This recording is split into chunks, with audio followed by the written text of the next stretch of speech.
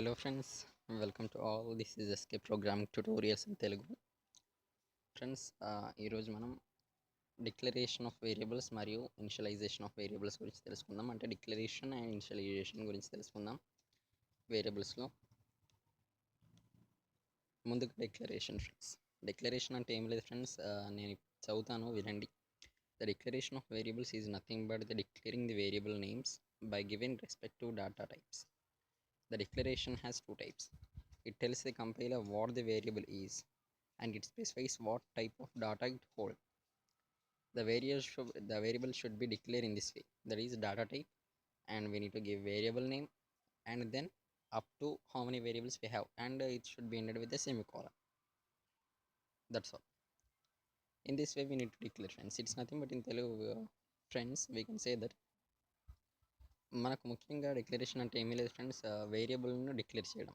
అందులో ముఖ్యంగా మనం ఒక డాటా టైప్, ఆ వేరియబుల్ ఏ డాటా టైప్ చెందిందో ఆ డాటా టైప్ ఇచ్చేసి, తర్వాత ఆ వేరియబుల్ నేమ్ ఇచ్చేసి, దాన్ని సెమీకోలన్తో ఎండ్ చేస్తే దాన్ని మనం డిక్లరేషన్ ఆఫ్ వేరియబుల్ అని చెప్పుకుంటాం. ఫ్రెండ్స్, ఇక్కడ మీకు నేను చూపించాను. And where should we declare variables, మనం అసలు వేరియబుల్స్ని ఎక్కడ డిక్లేర్ చేయాలి. డిక్లరేషన్ అంటే మనకు అర్థమైంది ఫ్రెండ్స్, కాకపోతే వాటిని ఎక్కడ డిక్లేర్ చేయాలో చూద్దాం. We can declare variables in two places. మనం వేరియబుల్స్ని టూ ప్లేసెస్లో డిక్లేర్ చేయొచ్చు ఫ్రెండ్స్. ఒకటి గ్లోబల్ వేరియబుల్గా and local వేరియబుల్గా.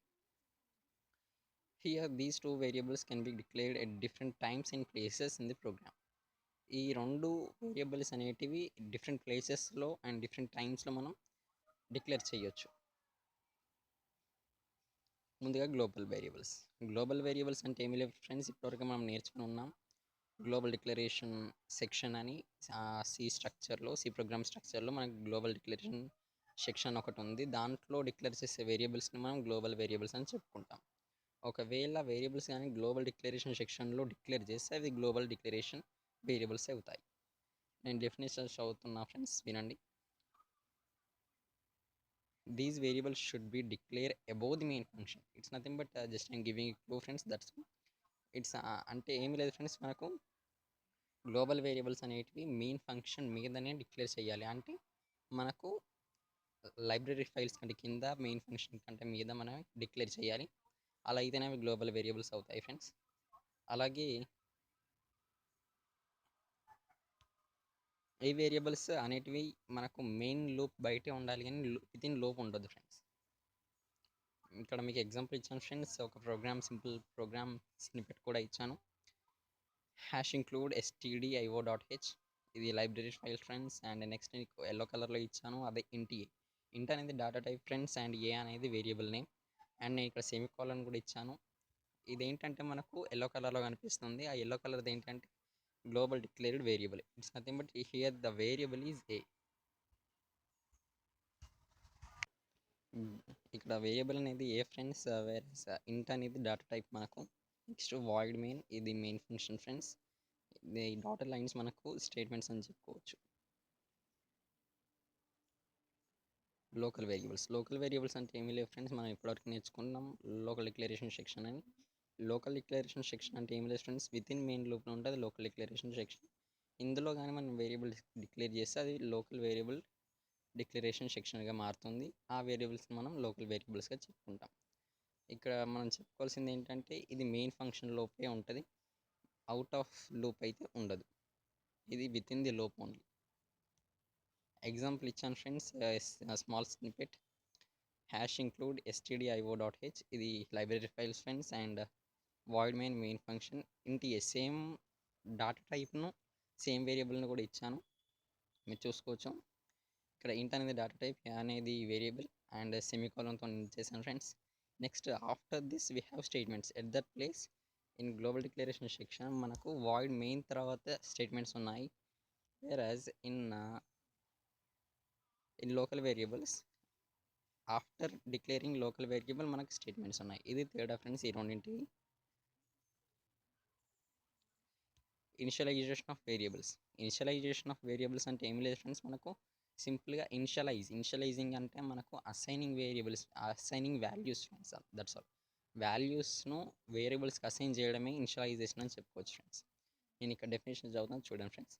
The Initialization is a process of assigning values to declared variables. This process will in both global and local variables.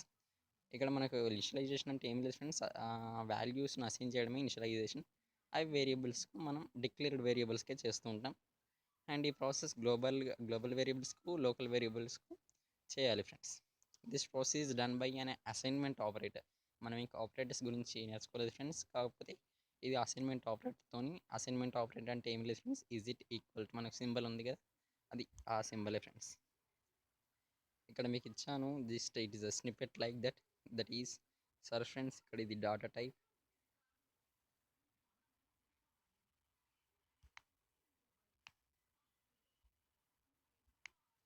అది data type variable and variable name and constant friends. అంటే ఏం లేదు friends, మనకు data type ఇచ్చేసి variable name ఇచ్చేసి assignment operator use చేసి next కాన్స్టెంట్ని ఇచ్చేస్తే దీన్ని మనం ఇనిషియలైజేషన్ ఆఫ్ వేరియబుల్స్ అని చెప్పుకుంటాం. ఇనిషియలైజేషన్ ఆఫ్ గ్లోబల్ వేరియబుల్స్ మనం చెప్పుకున్నాం కదా, గ్లోబల్ వేరియబుల్స్ కానీ లోకల్ వేరియబుల్స్ కానీ రెండింటిని ఇనిషియలైజ్ చేయాలి. ముందుగా గ్లోబల్ వేరియబుల్స్. నేను ఇక్కడ అప్పట్లాగే ఒక స్నిప్పెట్ ఇచ్చాను చూడండి. Hash include STD, sorry friends ఇక్కడ అయ్యో అనేది ఎక్స్ట్రాగా వచ్చింది, please cancel stdio.h. And next నీకు ఎల్లో కలర్లో ఇచ్చాను ఇంట్ ఏ ఈక్వల్ టు 10 అండ్ సెమీకోలన్. ఇంట్ అనేది డాట్ టైప్ ఫ్రెండ్స్, ఏ అనేది వేరియబుల్ నేమ్, ఈక్వల్ టు అనేది మనకు అసైన్మెంట్ ఆపరేటర్, అండ్ కాన్స్టెంట్ అంటే ఇక్కడ 10 and we given semicolon. Semicolon ఇవ్వకపోతే మాత్రం మనకు కంపైల్ టైమ్ ఎర్రర్ వస్తుంది ఫ్రెండ్స్. ఖచ్చితంగా మనం స్టేట్మెంట్ ఎండ్ కాగానే మనకు సెమీకోలన్ ఇచ్చేయాలి. నెక్స్ట్ వాయిడ్ మెయిన్ యూజ్ చేసి కొన్ని స్టేట్మెంట్స్ మనం ప్రింట్ చేసుకోవచ్చు friends. Initialization of local variables. Local variables అంటే ఏం లేదు ఫ్రెండ్స్, మనం ఎట్లయితే డిక్లేర్ చేసామో అట్లే ఇనిషియలైజ్ చేయొచ్చు by giving only assignment operator friends. ఇక్కడ కూడా నేను సేమ్ అదే ఫైల్, హీడర్ ఫైల్ కానీ లైబ్రరీ ఫైల్ కానీ ఇచ్చేసి మెయిన్ ఫంక్షన్లో ఇంట్ ఈక్వల్ టు 10 సెమీకోలన్ చేశాను. ఇంట్ అనేది డాటా టైప్, ఏ అనేది వేరియబుల్ నేమ్, 10 అనేది కాన్స్టెంట్. ఇక్కడ అసైన్మెంట్ ఆపరేటర్ని యూజ్ చేస్తాం. సేమ్ అలాగే కానీ with in the main function అయితే అది local variable declaration or initialization. Out of main function అయితే అది గ్లోబల్ డిక్లరేషన్ ఆర్ ఇనిషియలైజేషన్.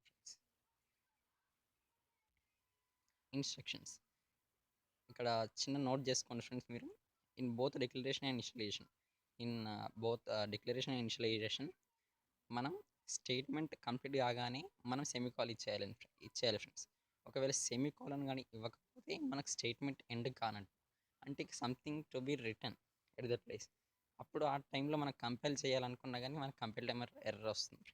కాబట్టి మనం ఖచ్చితంగా సెమీకాలన్ ఇచ్చి తీరాలి. Thank you friends, please share, subscribe my channel. Thank you.